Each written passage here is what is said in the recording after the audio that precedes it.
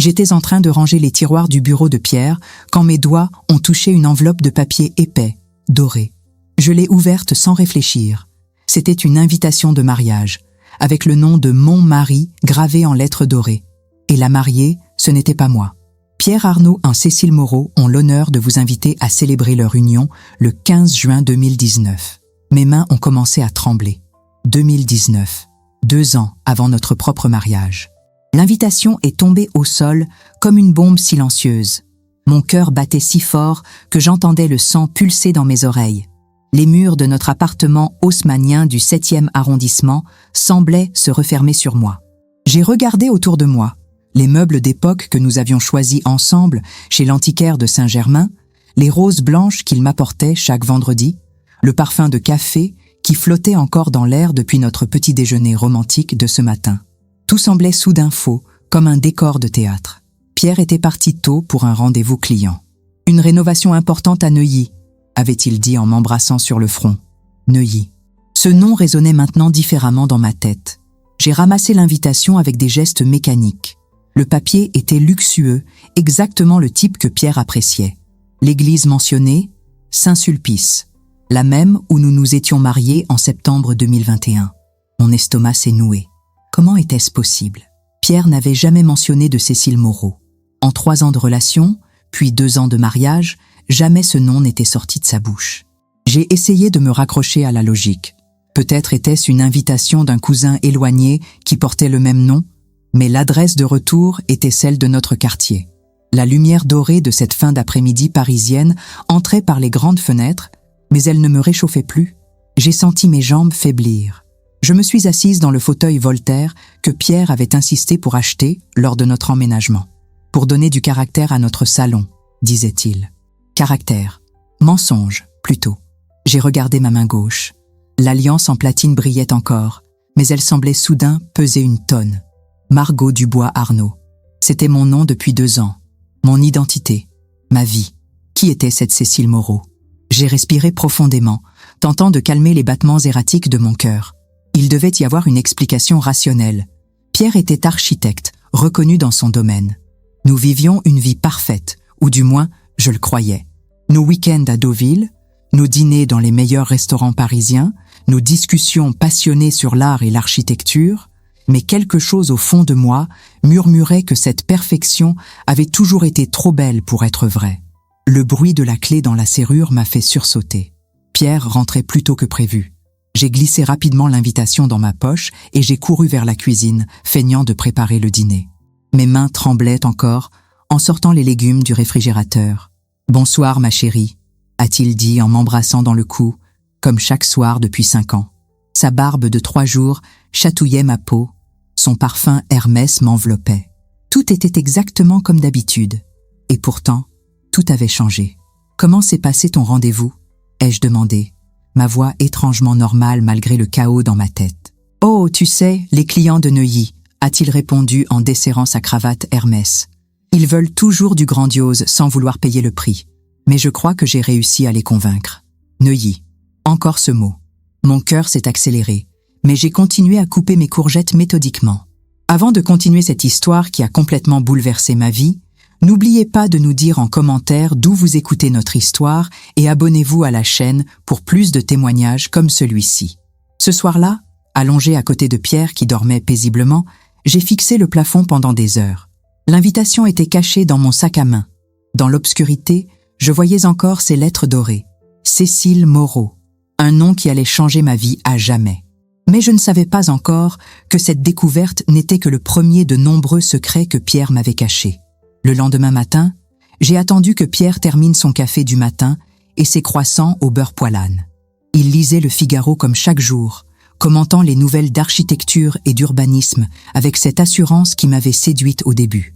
Aujourd'hui, cette même assurance me paraissait suspecte. « Pierre », ai-je commencé, ma voix plus ferme que je ne l'aurais cru possible. « J'ai trouvé quelque chose hier, en rangeant ton bureau. » Il a levé les yeux de son journal, sourcils légèrement froncés. « Ah, quoi donc, ma chérie ?» J'ai sorti l'invitation de ma poche et je l'ai posée sur la table, entre son bol de café et le pot de confiture de fraises. Le papier doré contrastait avec la nappe blanche de lin. Pierre a regardé l'invitation. Pas un muscle de son visage n'a bougé.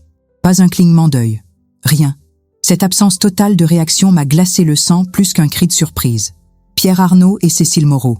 Ai-je lu à voix haute. 15 juin 2019. Tu peux m'expliquer?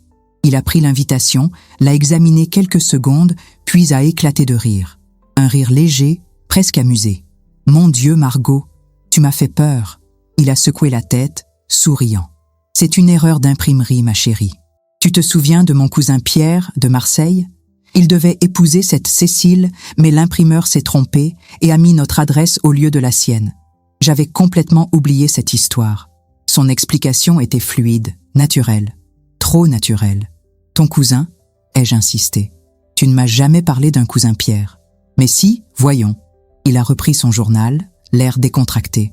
On ne se voit presque jamais, famille du côté de mon père. Tu sais comme ma famille paternelle est compliquée. C'était vrai. Pierre parlait rarement de sa famille paternelle.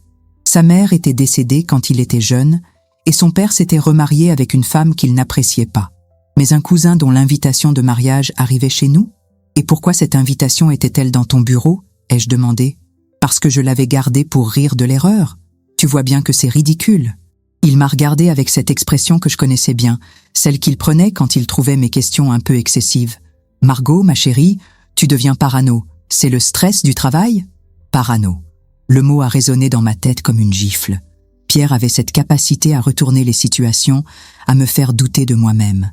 C'était arrivé plusieurs fois durant notre relation, quand je trouvais des cheveux longs et châtains dans sa voiture, alors que j'étais blonde, quand je découvrais des charges sur sa carte bancaire dans des restaurants où nous n'étions jamais allés ensemble. À chaque fois, tu me trouves des explications, ai-je murmuré. Parce qu'il y a toujours des explications logiques, mon amour. Il s'est levé, s'est approché de moi et a posé ses mains sur mes épaules. Tu sais comme je t'aime. Pourquoi est-ce que je te mentirais? Ses mains étaient chaudes, rassurantes. Son regard noisette plongeait dans le mien avec cette intensité qui me faisait fondre depuis notre première rencontre à cette exposition d'architecture moderne au Grand Palais. Pendant un instant, j'ai voulu le croire. J'ai voulu que tout redevienne normal. Mais l'invitation était là, devant moi, réelle, tangible. Je dois partir au bureau, a-t-il dit en consultant sa Rolex. Réunion importante avec les investisseurs de Neuilly. Il m'a embrassé sur le front. Oublie cette histoire, Margot. C'est ridicule. Neuilly. Encore. Après son départ, je suis restée seule dans notre appartement silencieux. Les rayons du soleil matinal illuminaient notre salon parfaitement arrangé, mais l'atmosphère avait changé. Chaque objet, chaque photo de nous deux semblait maintenant porter une ombre de doute. J'ai pris mon ordinateur portable et je me suis installée sur le canapé en velours bleu que nous avions acheté aux Puces de Saint-Ouen. Cécile Moreau Paris. C'est ce que j'ai tapé dans Google.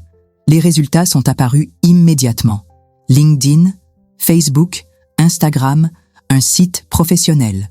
Cécile Moreau, architecte d'intérieur, spécialisée en rénovation de prestige. Basée à Paris. Mon sang s'est figé. Architecte, comme Pierre. J'ai cliqué sur son profil LinkedIn. La photo m'a coupé le souffle. Une femme élégante d'environ 38 ans, cheveux châtains courts, sourire confiant. Belle, très belle. Et dans sa description professionnelle, une ligne m'a fait l'effet d'un coup de poignard. Co-fondatrice d'Arnaud & Moreau Architecture, spécialisée dans les projets résidentiels haut de gamme. Arnaud & Moreau Architecture. Le nom de famille de Pierre associé à celui de cette femme. Mes mains tremblaient en cliquant sur le site de l'entreprise. Photos de rénovation luxueuse, projets à Neuilly-sur-Seine, Boulogne-Billancourt, 16e arrondissement. Et là, dans la section Nos fondateurs, 2 photos côte à côte. Pierre Arnaud, Cécile Moreau. Associés depuis 2018, Pierre et Cécile combinent leurs expertises pour créer des espaces d'exception. 1 an avant la date de mariage sur l'invitation. 2 ans avant que Pierre ne me demande en mariage. J'ai fermé l'ordinateur d'un coup sec, les mains tremblantes. La nausée montait. Pierre avait menti, sur toute la ligne. Cette femme n'était pas une inconnue avec une invitation mal adressée. C'était sa partenaire d'affaires. Et peut-être bien plus. Le téléphone a sonné, me faisant sursauter. Pierre. Alors, ma chérie, tu as oublié cette histoire ridicule? Sa voix était douce, affectueuse, exactement comme d'habitude.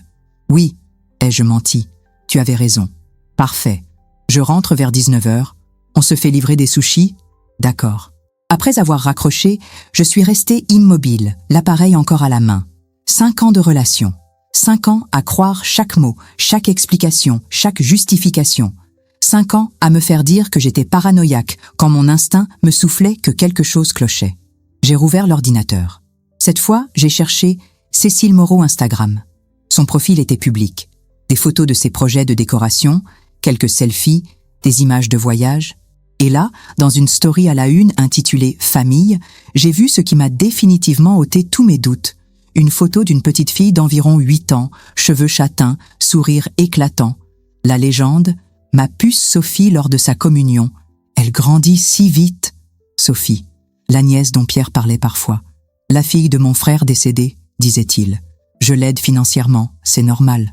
Sauf que Pierre n'avait pas de frère décédé. Il était fils unique. C'était alors que j'ai vu le reflet de la photo. Un homme en arrière-plan, partiellement visible, mais reconnaissable. La barbe de 3 jours, la silhouette, la posture. Pierre. Ma vision s'est brouillée. J'ai couru aux toilettes et j'ai vomi tout mon petit déjeuner. Quand je me suis relevée, j'ai regardé mon reflet dans le miroir. Mes yeux étaient rouges, mon teint livide. Mais pour la première fois depuis des années, j'avais l'impression de voir clair. Pierre mentait. Surtout. Depuis le début, et j'allais découvrir jusqu'où allaient ces mensonges. C'est alors que j'ai trouvé son profil à elle sur Instagram.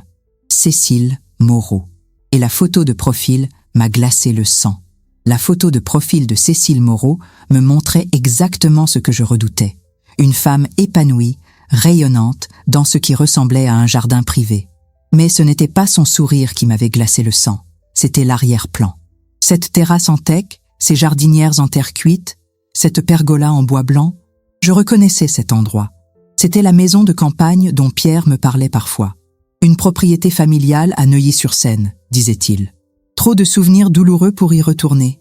Mes doigts tremblaient en faisant défiler son profil Instagram. Photo après photo, je découvrais une vie parallèle qui se déroulait à quelques kilomètres de chez moi. Cécile dans sa cuisine moderne, préparant ce qui ressemblait à un dîner en famille. Cécile, dans un bureau que je reconnaissais maintenant comme étant celui d'Arnaud & Moreau Architecture. Cécile avec la petite Sophie lors de sorties au jardin du Luxembourg. Et puis, il y a eu cette photo datée de 3 semaines seulement. Une image floue prise depuis une fenêtre, montrant un homme de dos qui tondait la pelouse. La silhouette, la posture, la façon dont il tenait ses épaules. Pierre. J'en étais certaine. La légende disait simplement « Dimanche matin, paisible à la maison ». Dimanche matin. Le dimanche où Pierre m'avait dit qu'il allait faire du jogging au bois de Boulogne et qu'il reviendrait vers midi pour notre brunch habituel. Il était rentré avec des croissants chauds et l'air détendu de quelqu'un qui avait passé une matinée agréable.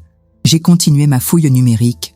Le profil LinkedIn de Cécile était encore plus révélateur. Non seulement elle était cofondatrice d'Arnaud & Moreau Architecture, mais elle avait aussi un profil sur des sites d'architecture française où elle parlait de ses projets en collaboration avec mon associé de longue date. Les photos montraient Pierre et elle côte à côte dans des salons professionnels, des inaugurations, des soirées de networking. Comment avais-je pu ne rien voir? Comment Pierre avait-il réussi à compartimenter sa vie de façon si parfaite que j'ignorais totalement l'existence de cette femme et de cette entreprise? J'ai ouvert un nouvel onglet et j'ai cherché l'adresse de l'entreprise Arnaud & Moreau, boulevard Saint-Germain, 6e arrondissement, à 10 minutes à pied de l'agence où Pierre prétendait travailler seul. Arnaud Architecture, disait-il. Une petite structure, juste moi et 2 dessinateurs. Mensonge. J'ai regardé les avis Google de l'entreprise.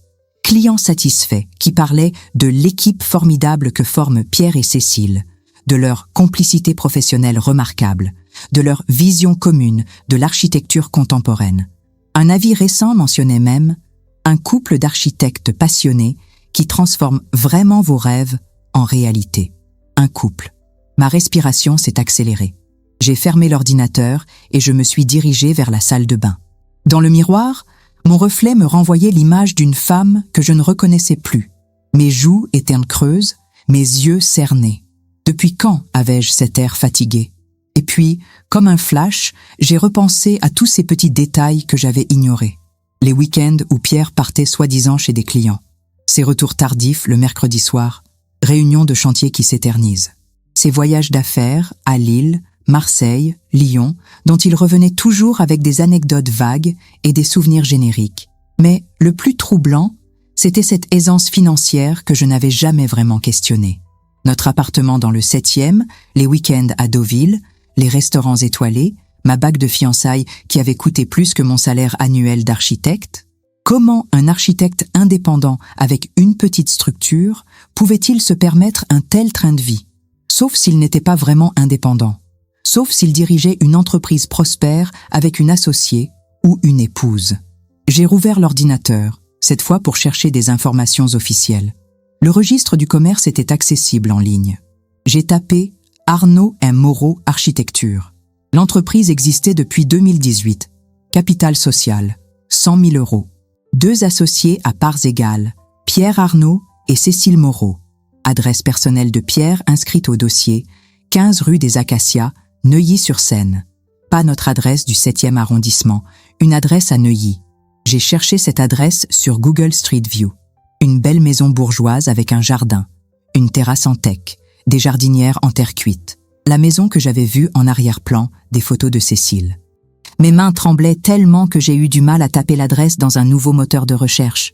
Les pages blanches, les annuaires en ligne, partout la même information. Pierre Arnaud et Cécile Moreau, résidant au 15 rue des Acacias depuis 2018. L'année où Pierre et moi avions emménagé ensemble dans le 7e. L'année où il m'avait dit qu'il était prêt pour une relation sérieuse. L'année où j'avais cru qu'il s'engageait vraiment avec moi. En réalité, il s'installait officiellement avec une autre femme. J'ai couru aux toilettes et j'ai vomi de nouveau. Cette fois, ce n'était pas seulement la nausée de la découverte. C'était autre chose.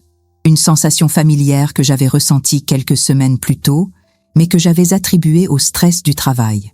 Les nausées matinales, la fatigue inexpliquée, mes seins plus sensibles. Non, pas maintenant, pas dans cette situation. J'ai fouillé dans l'armoire à pharmacie jusqu'à trouver un test de grossesse que j'avais acheté il y a quelques mois, au cas où. Mes mains tremblaient en lisant les instructions, en effectuant le test, en attendant les résultats qui semblaient prendre une éternité. 2 barres roses. Positif. Je suis tombée assise sur le carrelage froid de la salle de bain, le test à la main. Enceinte. J'étais enceinte de l'homme qui menait une double vie depuis au moins 5 ans. L'homme qui avait peut-être une femme et une fille officielles dans une maison de Neuilly pendant qu'il jouait au mari parfait avec moi dans notre appartement parisien. Le bruit de la clé dans la serrure m'a fait sursauter. Pierre rentrait pour le déjeuner, comme il le faisait parfois entre 2 rendez-vous. J'ai rapidement caché le test de grossesse dans le tiroir et j'ai rejoint le salon, tentant de composer une expression normale. « Salut ma chérie !» Sa voix était joviale, détendue. J'ai eu une matinée formidable. Le projet de Neuilly avance à merveille. Neuilly. Toujours Neuilly. Tant mieux, ai-je réussi à articuler. Il s'est approché pour m'embrasser et j'ai senti son parfum habituel mélangé à une odeur que je ne reconnaissais pas. Un parfum féminin, léger mais distinct. Quelque chose entre la rose et la bergamote. « Tu as l'air fatigué », a-t-il dit en caressant ma joue. « Tu devrais te reposer cet après-midi. »« Pierre », ai-je commencé, la voix tremblante. Cette femme, Cécile Moreau, son visage s'est instantanément figé. Pendant une fraction de seconde, j'ai vu passer quelque chose dans ses yeux. De la panique, de la colère, puis son sourire charmeur est revenu. « Margot, nous avons déjà parlé de ça ce matin. Tu recommences avec tes idées fixes ?» J'ai cherché son nom sur Internet, ai-je avoué. Il a soupiré, comme un parent patient face à un enfant têtu. « Et qu'est-ce que tu as trouvé? Qu'elle existe ?» Bien sûr qu'elle existe, ma chérie. C'est une architecte d'intérieur parisienne. Il y en a des centaines. Le fait qu'elle porte le même nom que la fiancée de mon cousin est une coïncidence. Elle a une entreprise qui s'appelle Arnaud & Moreau. Cette fois, le silence a duré plus longtemps. Pierre s'est dirigé vers la cuisine, a ouvert le réfrigérateur, en a sorti une bouteille d'eau. Ses gestes étaient lents, calculés. « Écoute, Margot, » a-t-il dit finalement. « Je ne voulais pas t'en parler pour ne pas te stresser.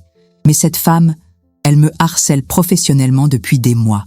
Elle prétend que nous devrions être associés. Elle a même créé cette fausse entreprise en utilisant mon nom.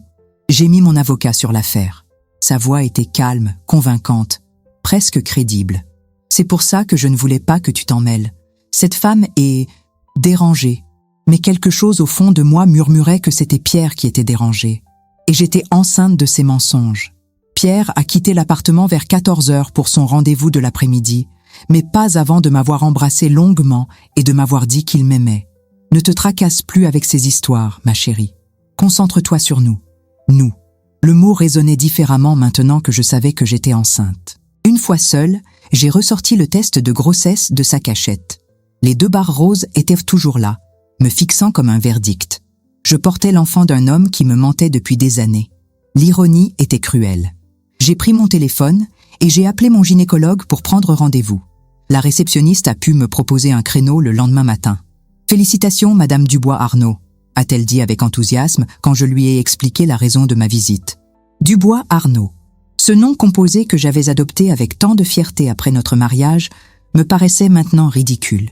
Étais-je vraiment Madame Arnaud ou étais-je juste la maîtresse de Monsieur Arnaud qui s'ignorait? J'ai passé l'après-midi à fouiller plus profondément dans la vie numérique de Cécile Moreau. Ses photos sur les réseaux sociaux remontaient à 2017. À cette époque, elle apparaissait déjà avec Pierre lors d'événements professionnels. Soirée de lancement du nouveau showroom avec mon associé, était légendée une photo où ils trinquaient ensemble, souriants et complices. L'année où Pierre et moi nous étions rencontrés à cette exposition au Grand Palais. L'année où il m'avait dit qu'il était célibataire depuis longtemps et qu'il cherchait la femme de sa vie. Comment avait-il fait? Comment gérait-il ces 2 vies de façon si parfaite que ni Cécile ni moi ne soupçonnions l'existence de l'autre? J'ai trouvé un article de décembre 2018 dans un magazine d'architecture. Portrait, Pierre Arnaud et Cécile Moreau, le duo qui révolutionne l'architecture résidentielle parisienne. L'article les présentait comme des partenaires de vie autant que d'affaires, parents d'une petite Sophie de 6 ans. Parents. Pas oncle et nièce. Parents. L'article était accompagné de photos de leur maison de Neuilly, décrite comme un écrin familial où se mélangent influences contemporaines et touches vintage. Je reconnaissais maintenant chaque détail que j'avais vu sur Instagram. La cuisine ouverte, le salon avec cheminée, la terrasse où Pierre tondait la pelouse le dimanche matin. Leur maison, leur vraie maison, leur vraie vie. Mon téléphone a vibré. Un message de Pierre. Réunion qui s'éternise. Rentrerai vers 20h. Je t'aime. 20h. L'heure parfaite pour dîner en famille avec Cécile et Sophie à Neuilly, puis rentrer au 7e pour jouer le mari attentionné avec moi. J'ai regardé autour de moi. Notre appartement que j'avais toujours trouvé si parfait me paraissait maintenant artificiel. Comme un décor de cinéma, une mise en scène soigneusement orchestrée. Même nos photos de couple accrochées au mur semblaient fausses. Nos sourires étaient-ils authentiques ou Pierre jouait-il déjà la comédie? Vers 18h, j'ai pris une décision. J'ai enfilé un manteau et je suis sortie prendre le métro direction Neuilly-sur-Seine. Je voulais voir cette maison de mes propres yeux. Je voulais voir sa vraie vie. Le trajet m'a paru interminable. À chaque station, je me demandais si j'étais en train de faire une erreur. Mais la curiosité était plus forte que la peur. J'avais besoin de savoir. La rue des Acacias était exactement comme sur Google Street View, mais en plus paisible. Des maisons bourgeoises alignées, des jardins bien entretenus, l'atmosphère d'un quartier familial aisé. Au numéro 15, j'ai reconnu immédiatement la façade que j'avais vue en arrière-plan des photos de Cécile. Les volets étaient ouverts. De la lumière chaude filtrait à travers les fenêtres du rez-de-chaussée. J'ai vu des silhouettes se déplacer à l'intérieur. Une femme, une petite fille et un homme. Pierre était là. Je me suis cachée derrière une voiture garée et j'ai observé.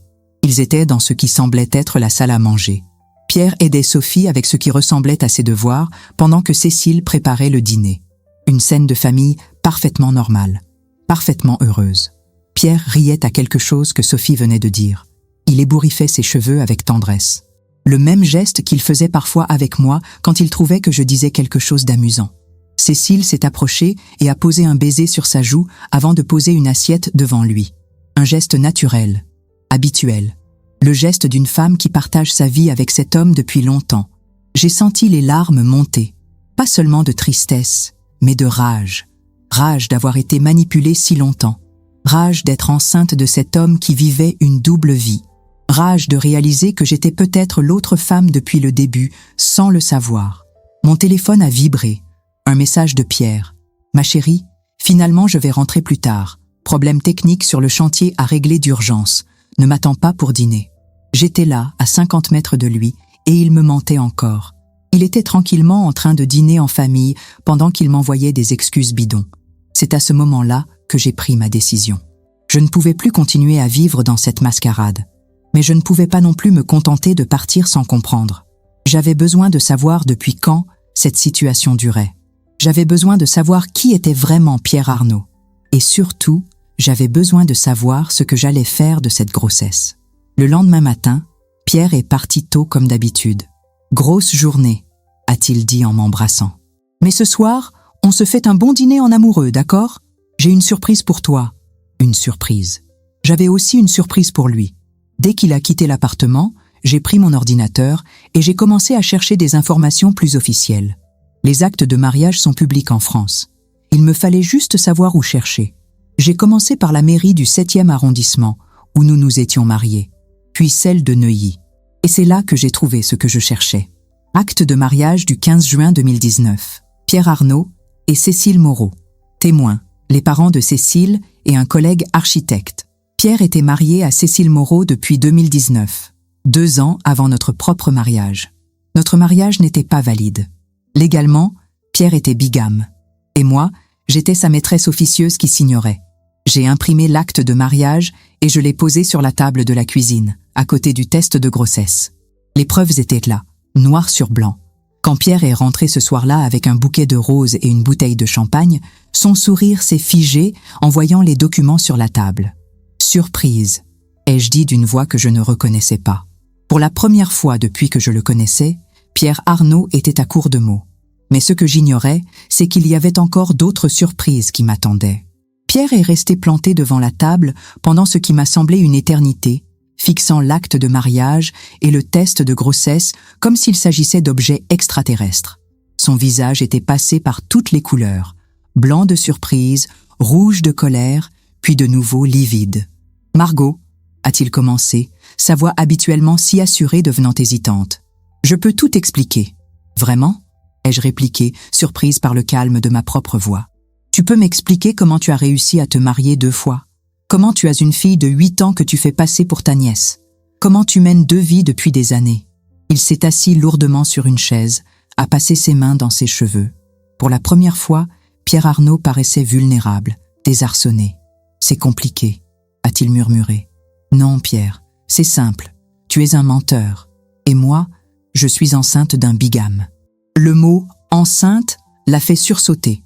Il a regardé le test de grossesse avec une expression que je n'arrivais pas à déchiffrer. Était-ce de la joie, de la panique, de la colère ? Tu es enceinte ? Sa voix était devenue étrangement douce. Depuis quand ? Ça change quoi ? Tu vas me dire que c'est aussi une coïncidence ? Il s'est levé, s'est approché de moi. Margot, ma chérie, c'est merveilleux. Nous allons avoir un enfant ensemble. Son culot me sidérait. Nous ? Il n'y a pas de nous, Pierre. Tu as déjà une famille, une vraie famille. Écoute-moi, a-t-il dit en tentant de prendre mes mains. Je me suis reculée.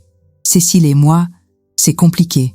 Notre mariage était arrangé, pour l'entreprise, pour Sophie. Mais toi, tu es l'amour de ma vie. L'amour de ta vie ? J'ai éclaté d'un rire hystérique. L'amour de ta vie que tu trompes depuis 5 ans ? Je ne te trompe pas. Sa voix s'est faite plus ferme, plus manipulatrice. Avec Cécile, c'est du business, de la commodité. Avec toi, c'est de l'amour véritable. J'ai regardé cet homme qui me débitait ses mensonges avec le même charme qu'il avait utilisé pour me séduire. Mais cette fois, je ne tombais plus dans le panneau. « Sors de chez moi », ai-je dit calmement. « Margot. »« Sors !» Il a ramassé sa veste, s'est dirigé vers la porte, puis s'est retourné. « Tu es enceinte. Tu as besoin de moi. Nous discuterons demain quand tu auras retrouvé tes esprits. » Après son départ, je me suis effondrée sur le canapé. Les larmes que j'avais retenues pendant la confrontation ont enfin coulé. Mais ce n'étaient pas des larmes de tristesse. C'était de la rage pure. Comment avais-je pu être aussi naïve ? Comment avais-je pu croire pendant 5 ans à cette mascarade ? Vers minuit, j'ai pris une décision. J'allais contacter Cécile Moreau. Si nous étions toutes les 2 victimes de Pierre, elle avait le droit de savoir. Et moi, j'avais besoin de connaître la vérité sur leur relation. J'ai trouvé son adresse mail professionnelle sur le site d'Arnaud M. Moreau. J'ai écrit et réécrit mon message 10 fois avant de trouver les mots justes. « Madame Moreau, je m'appelle Margot Dubois. Je crois que nous avons quelque chose en commun concernant Pierre Arnaud. Pourriez-vous m'accorder un entretien? C'est urgent. Margot. J'ai envoyé le mail à 1h du matin. À ma grande surprise, la réponse est arrivée dans les 10 minutes qui ont suivi. Margot. Je me demandais quand vous alliez me contacter. Oui, nous avons effectivement beaucoup de choses à nous dire. Pouvez-vous venir demain à 14h au Café de Flore, place Saint-Germain? Je serai à la table près de la fenêtre avec un foulard rouge. PS.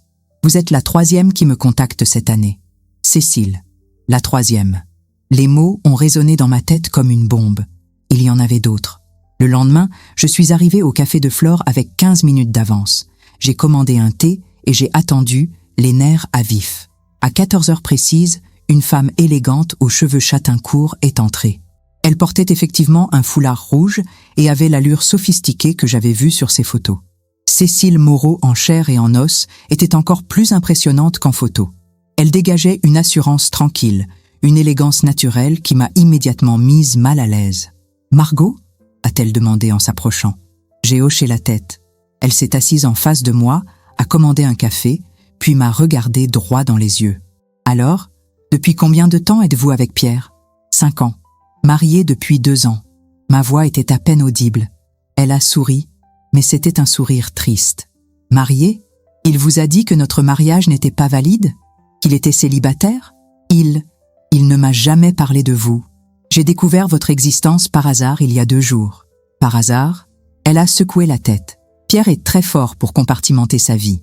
Moi, je sais pour vous depuis le début. Mes yeux se sont écarquillés. Vous saviez ? Bien sûr, Pierre n'est pas aussi discret qu'il le croit. Les factures de restaurants dans des quartiers où nous n'allons jamais, les parfums de femmes sur ses vêtements, les appels mystérieux. Elle a bu une gorgée de café. Au début, j'ai pensé que c'était une passade. Puis vous êtes resté. Mais pourquoi ? Pourquoi vous n'avez rien dit ? Cécile a regardé par la fenêtre avant de répondre. Par intérêt, Margot. Pierre et moi avons bâti une entreprise prospère ensemble. Nous avons une fille, un mode de vie confortable. Et puis, elle s'est interrompue. Et puis, il y a Léa. Mon cœur s'est arrêté. Léa ? Léa Bertin. 26 ans, actrice en herbe. Pierre lui paye un appartement dans le 11e depuis 8 mois. Cécile m'a regardée avec quelque chose qui ressemblait à de la pitié. Vous pensiez être la seule ? Margot, Pierre collectionne les femmes comme d'autres collectionnent les timbres. Le café m'est remonté dans la gorge. Combien nous sommes-nous ? Actuellement, 3. Vous, moi et Léa. Mais il y en a eu d'autres avant. Beaucoup d'autres. J'ai posé ma tête dans mes mains. Je suis enceinte. Je sais, a dit Cécile doucement. Léa aussi. Le monde s'est écroulé autour de moi. Quoi ? Elle l'a appris la semaine dernière. D'après ce que j'ai compris, Pierre était aux anges. Il lui a promis de quitter sa femme, c'est-à-dire moi, pour être avec elle et l'enfant. Et vous ? Comment vous le savez ? Cécile a souri, cette fois avec une pointe de malice. Parce que Léa m'a contacté il y a 3 jours, exactement comme vous venez de le faire. Elle sait pour moi ? Maintenant, oui. Et elle sait pour vous. Pierre lui avait dit que j'étais sa seule épouse, une union arrangée qu'il ne pouvait pas quitter à cause des affaires et de Sophie. Il vous avait dit la même chose ? J'ai hoché la tête, nauséeuse. Typique de Pierre. Toujours la même histoire. Nous sommes les méchantes qui l'empêchons d'être heureux, et sa nouvelle conquête est la femme de sa vie. Cécile a fini son café. Mais cette fois, il a fait une erreur. Laquelle ? Il nous a toutes mises enceintes en même temps. Difficile de gérer 3 grossesses simultanées, même pour quelqu'un d'aussi organisé que Pierre. Ma tête tournait. 3 femmes enceintes. 3 familles parallèles. Comment Pierre comptait-il gérer ça ? Qu'est-ce qu'on fait ? Ai-je demandé. Cécile s'est penchée vers moi, ses yeux brillants d'une détermination froide. On lui donne une leçon qu'il n'oubliera jamais. J'ai une idée, mais il faut qu'on soit toutes les 3 d'accord. Toutes les 3 ? Léa nous rejoint dans 20 minutes. Il est temps que nous nous rencontrions officiellement. Elle a regardé sa montre. Et il est temps que Pierre Arnaud découvre ce que ça fait d'être pris à son propre jeu. Comme si elle avait été invoquée par nos paroles, une jeune femme blonde aux yeux verts est entrée dans le café. Belle, jeune, avec cette fragilité qui devait plaire à Pierre. Elle nous a cherché du regard et Cécile lui a fait signe. « Margot », a dit Cécile en se levant. « Je vous présente Léa. Léa, voici Margot. » Léa s'est assise, visiblement nerveuse. « Alors, Nous sommes vraiment toutes enceintes du même homme qui nous a toutes menti, ai-je confirmé. Mon Dieu, a murmuré Léa. Qu'est-ce qu'on va faire? Cécile a souri. Un sourire qui ne présageait rien de bon pour Pierre. Nous allons organiser un dîner très spécial.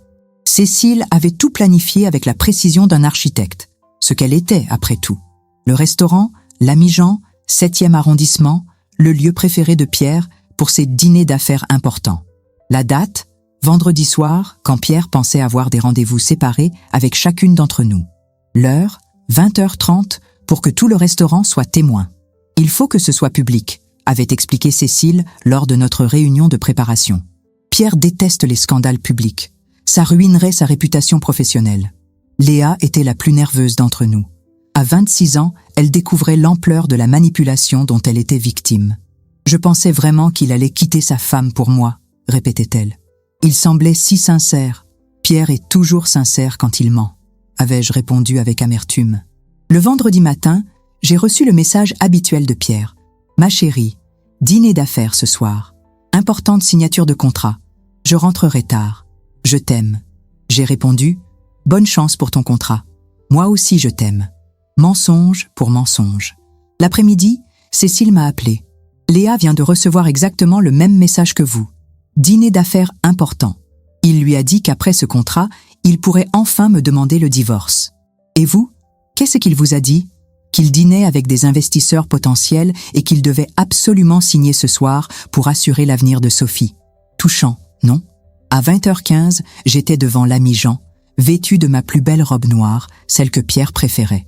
Cécile était déjà là, élégante dans un tailleur bordeaux. Léa nous a rejointes quelques minutes plus tard, visiblement tendue mais déterminée. « Il a réservé une table pour 2 au nom d'Arnaud », a murmuré Cécile. « Table 12, près de la fenêtre. Perfect. » Nous avons demandé une table pour 4 juste à côté. Le maître d'hôtel, habitué aux demandes particulières de sa clientèle parisienne, ne s'est pas étonné. À 20h30 précise, Pierre est arrivé. Il portait son costume gris anthracite préféré, celui qu'il mettait pour ses rendez-vous vraiment importants. Il s'est dirigé vers sa table, a consulté sa montre, a sorti son téléphone. Il texte probablement à son supposé client, a chuchoté Léa.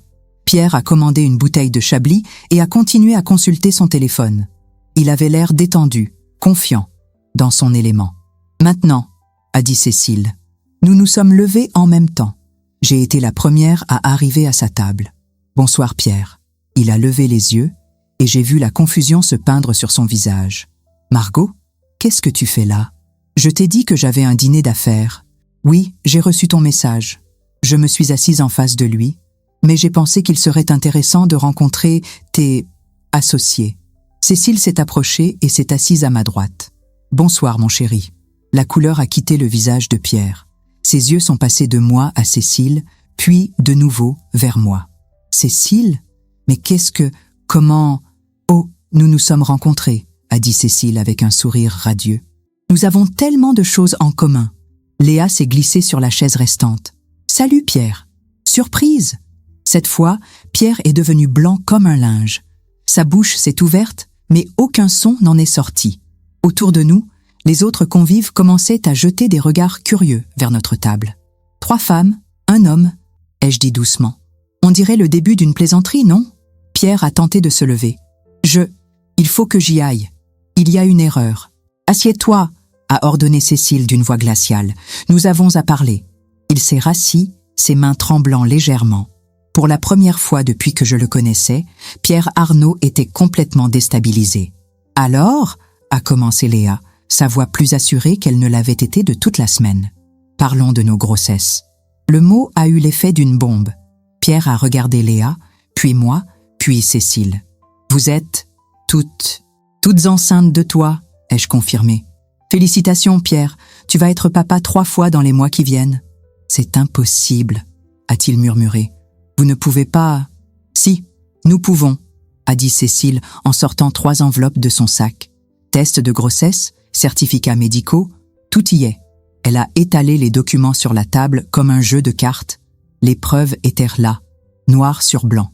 Margot, 2 mois de grossesse. Léa, 6 semaines. Et moi, Cécile a souri. « Surprise, mon chéri. Moi aussi, je suis enceinte. 3 semaines. Pierre a regardé fixement les papiers, comme s'il pouvait les faire disparaître par la seule force de sa volonté. « Comment vous vous êtes rencontrés ?» a-t-il finalement demandé d'une voix rauque. « Internet est merveilleux, ai-je répondu. On trouve toujours ce qu'on cherche quand on sait où regarder. Et nous avons beaucoup cherché, a ajouté Léa. Nous savons tout, Pierre. Absolument tout. Cécile a sorti un autre dossier. Compte bancaire, facture d'hôtel, restaurant, bijouterie. Tu as laissé beaucoup de traces pour quelqu'un qui se croyait si discret. 3 appartements, 3 vies, 3 femmes enceintes, ai-je énuméré. Comment comptais-tu gérer ça, Pierre? Il a tenté une dernière manipulation. Écoutez, les filles, je peux tout expliquer. Mes sentiments pour vous 3 sont différents, mais réels. Stop, a coupé Cécile. Les mensonges, c'est fini. Léa s'est penchée vers lui. Tu m'as dit que Cécile était une association d'affaires arrangée. Tu m'as dit que Cécile était une femme difficile que tu ne pouvais pas quitter à cause de Sophie, ai-je ajouté. Et tu m'as dit que Margot était une collègue qui te harcelait, a terminé Cécile.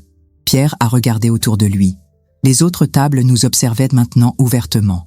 Le maître d'hôtel s'approchait discrètement, visiblement inquiet. « Qu'est-ce que vous voulez ?» a-t-il finalement demandé. Cécile s'est levée majestueusement. « Nous voulons que tu assumes toutes tes responsabilités, tous tes mensonges, toutes tes manipulations. À partir de maintenant, ai-je dit en me levant à mon tour, tu n'auras plus le droit de nous mentir. Plus jamais. » Léa s'est levée aussi. « Et si tu continues à jouer avec nous, nous révélerons tout publiquement. Ton entreprise, tes clients, tes amis, tout le monde saura qui tu es vraiment. » Pierre était toujours assis, fixant la table. « Et mes enfants? Nos enfants? Nos enfants grandiront en sachant la vérité, » a dit Cécile fermement. « Pas dans tes mensonges. » J'ai posé ma main sur la table et j'ai regardé Pierre une dernière fois. « Au fait, Pierre, cette histoire de dîner d'affaires, ton client mystérieux ne viendra pas, parce qu'il n'a jamais existé, comme toutes tes histoires. Nous avons quitté le restaurant ensemble, laissant Pierre seul à sa table, avec ses mensonges et ses documents étalés devant lui. Dehors, l'air parisien n'avait jamais été aussi pur. « Et maintenant ?» a demandé Léa. Cécile a souri, un sourire libérateur cette fois. « Maintenant, nous prenons le contrôle de nos vies. Mais j'avais encore un dernier plan. Un plan que même Cécile ne connaissait pas. 3 semaines après le dîner qui avait changé nos vies, j'ai mis mon plan à exécution. Pendant que Pierre tentait désespérément de réparer les dégâts avec chacune d'entre nous, promesses, fleurs, excuses larmoyantes, j'avais préparé ma sortie en silence. J'avais consulté un avocat spécialisé en droit de la famille. Maître Dubernay m'avait expliqué la situation avec une clarté brutale. « Madame, votre mariage n'est pas valide. Monsieur Arnaud a commis un délit de bigamie. Vous avez tous les droits. Tous les droits. » Ces mots résonnaient comme une libération. J'avais rassemblé toutes les preuves, l'acte de mariage de Pierre et Cécile, nos propres documents de mariage, les relevés bancaires montrant les 3 appartements, les photos, les témoignages. Un dossier complet que j'avais remis à mon avocat avec des instructions précises. « Je veux qu'il perde tout », avais-je dit. Sa réputation, son entreprise, sa crédibilité, tout. Maître Dubernay avait souri. « Laissez-moi faire, madame. Les hommes comme lui pensent qu'ils peuvent manipuler tout le monde impunément. Il est temps qu'il apprenne que les actes ont des conséquences. » Le mardi 15 mars, pendant que Pierre était en rendez-vous client, j'ai vidé notre appartement du 7e. Pas de tout, juste de mes affaires personnelles et de quelques souvenirs qui m'appartenaient vraiment. J'avais loué un camion, fait appel à 2 déménageurs discrets. En 4 heures, 5 années de vie commune avaient disparu. J'ai laissé une lettre sur la table de la cuisine, à côté de ma bague de mariage. « Pierre, quand tu liras cette lettre, je serai déjà loin. Tu m'as fait croire pendant 5 ans que j'étais la femme de ta vie, alors que j'étais juste un mensonge de plus dans ta collection. J'ai déposé plainte pour bigamie. Mon avocat s'occupe du reste. Tes clients, tes partenaires d'affaires, ton cercle professionnel, ils vont tous savoir qui tu es vraiment. Notre enfant grandit déjà loin de tes mensonges. Il ou elle ne portera jamais ton nom. Tu as perdu le droit d'être appelé père. Ne me cherche pas. N'essaie pas de me contacter. Cette vie-là est terminée. Une femme qui a retrouvé sa liberté, Margot. » J'ai roulé pendant 3 heures vers le sud, jusqu'à atteindre la petite ville de Sancerre où ma grand-mère avait vécu. J'avais hérité de sa maison après sa mort, 2 ans plus tôt, mais je ne l'avais jamais visité. Pierre trouvait toujours des excuses pour reporter ce voyage. La maison était exactement comme dans mes souvenirs d'enfance. Une bâtisse en pierre blanche avec un grand jardin, des volets bleus, une vue sur les vignobles. Un endroit où reconstruire une vie authentique. Les premières semaines ont été difficiles. Pas à cause de Pierre, étrangement, je ne ressentais aucun manque de sa présence, mais à cause de la grossesse. Les nausées matinales, la fatigue, l'angoisse de l'avenir. Élever un enfant seul dans une ville où je ne connaissais personne. Puis les nouvelles de Paris ont commencé à arriver. Mon avocat m'a appelé pour m'informer que le scandale avait éclaté plus vite que prévu. Les médias spécialisés en architecture s'en sont emparés, m'a-t-il expliqué. L'architecte parisien qui menait 3 vies parallèles. Vos témoignages combinés ont fait beaucoup de bruit. Pierre avait perdu plusieurs contrats importants. Ses clients ne voulaient plus être associés à son nom. L'entreprise Arnaud & Moreau Architecture était en procédure de dissolution. Cécile m'a écrit pour me tenir au courant. Elle avait demandé le divorce et la garde exclusive de Sophie. Pierre a tenté de négocier, mais avec toutes les preuves que nous avions rassemblées, mon avocat lui a ri au nez. Il va payer une pension alimentaire conséquente, mais il n'aura aucun droit de visite. Léa avait pris une décision différente. Elle avait choisi d'interrompre sa grossesse et était partie vivre à Londres pour recommencer sa carrière d'actrice. « Je suis trop jeune pour élever l'enfant d'un menteur », m'avait-elle écrit. « Mais je vous admire, vous et Cécile, pour votre courage. Moi, j'avais choisi de garder l'enfant. Pas par amour pour Pierre, cet amour-là était mort le jour où j'avais trouvé l'invitation de mariage. Mais parce que cet enfant représentait ma liberté retrouvée. Une vie nouvelle, authentique, loin des manipulations. Le 12 octobre, mon fils est né. Paul Dubois. Pas d'Arnaud dans son nom. Jamais. Quand j'ai tenu Paul dans mes bras pour la première fois, j'ai pleuré. Pas de tristesse, mais de soulagement. Cet enfant ne connaîtrait jamais les mensonges de son père biologique. Il grandirait dans la vérité. Les mois ont passé. J'ai ouvert un petit cabinet d'architecture à Sancerre, spécialisé dans la rénovation de maisons anciennes. Les clients locaux appréciaient mon approche respectueuse du patrimoine. Ma réputation s'est construite lentement, solidement, basée sur la confiance et l'honnêteté. Paul a maintenant 10 mois. Il commence à marcher, explore le jardin avec curiosité. Quand je le regarde jouer sous les pommiers, je me dis que j'ai pris la bonne décision. Ici, dans cette maison qui sent la lavande et les roses, nous sommes heureux, authentiquement heureux. Pierre a tenté plusieurs fois de me contacter. Des lettres, des appels via des numéros inconnus, même une visite surprise que j'ai refusée. Il voulait voir son fils, s'expliquer, arranger les choses. J'ai fait changer les serrures et j'ai prévenu la gendarmerie locale. Pierre Arnaud n'existe plus dans ma vie. J'ai appris par Cécile qu'il avait quitté Paris. Il s'est installé à Marseille, m'a-t-elle raconté lors de son dernier appel. Il essaie de recommencer, mais sa réputation l'a suivi. Les réseaux professionnels ont la mémoire longue. Sophie va bien.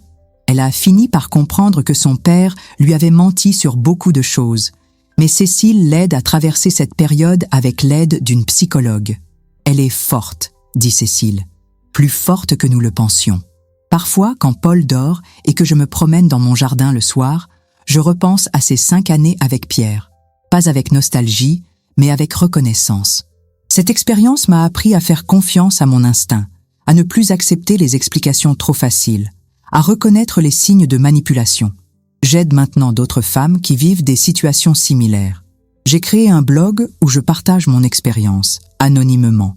Les témoignages affluent, j'ai vécu la même chose, vous m'avez aidé à ouvrir les yeux. Grâce à votre histoire, j'ai trouvé le courage de partir. Ces messages me confirment que mon histoire n'était pas unique. Combien de Pierre Arnaud manipule des femmes en ce moment même? Combien de Margot se réveillent chaque matin en pensant vivre un amour sincère alors qu'elles ne sont que des pions dans un jeu plus large? L'été dernier, Cécile est venue me rendre visite avec Sophie. Nous avons passé une semaine formidable ensemble, nos enfants jouant dans le jardin pendant que nous planifions nos projets futurs. Nous sommes devenus amis, unis par cette expérience commune qui aurait pu nous détruire mais qui nous a rendus plus fortes. Tu sais, m'a dit Cécile un soir, alors que nous regardions Paul et Sophie courir entre les rosiers, finalement, Pierre nous a rendu service. Sans ces mensonges, nous ne nous serions jamais rencontrés. Nous ne serions jamais devenues indépendantes. Elle avait raison. La meilleure vengeance contre Pierre n'était pas sa chute professionnelle ou sa réputation ruinée. C'était notre bonheur, notre liberté, notre capacité à reconstruire nos vies sans lui. Aujourd'hui, quand je regarde Paul jouer dans le jardin de notre maison à Sancerre, je sais que la meilleure revanche, c'était simplement de vivre la vérité que Pierre ne m'avait jamais permis d'avoir. Et vous? Avez-vous déjà eu des doutes sur votre relation? Des signaux d'alarme que vous avez ignorés? Dites-nous en commentaire d'où vous écoutez notre histoire et abonnez-vous pour plus de témoignages de courage et de vérité.